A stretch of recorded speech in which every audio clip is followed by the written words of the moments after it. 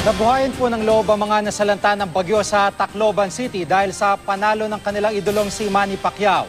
At nagdatingan po sila para sa free viewing sa stations po ng GMA Network doon at lokal na pamalaan. Nakatutok doon live si Emil Sumangit. Emil? Jiggy, kahit nananatiling problema ang tirahan, pagkain at kabuhayan, nagkaroon pa rin ng puwang sa bawat biktima ng bagyong Yolanda na maging masaya, makaraang manalo ang pambansang kamao.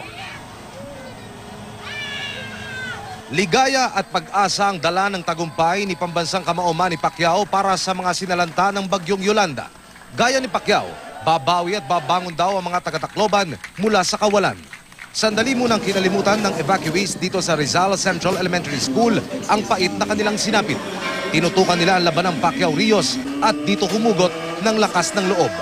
Maaga pa lamang, standing room na sa setup na itinayo ng GMA7 at Tacloban City Government para mapanood ang laban ni Pacquiao kahit tirik na tirik ang araw at minsay umaambon. At ito ang magiging gabay sa aming pagbangon. Magandang sinimula ni Manny Pacquiao. Bumagsak siya sa kanyang karir, bumangon siya, ipinakita niya kung gaano katatag ang Pilipino. Ganon din ang mga Taclobanon. Pasalamat ako na nanalo si Pacquiao. Manny, kahit konti lang tulong dito sa Tacloban, sana mambunan mo kami sa panalo mo. Kung kailangan tayo ng Tacloban, magbangon tayo ngayon.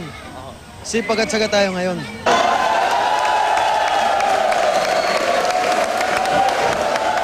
Ang mga kawani rin ng Philippine Navy nanood ng laban sa kanilang barko. Ang panalo kasi ni Manny, panalo rin nila.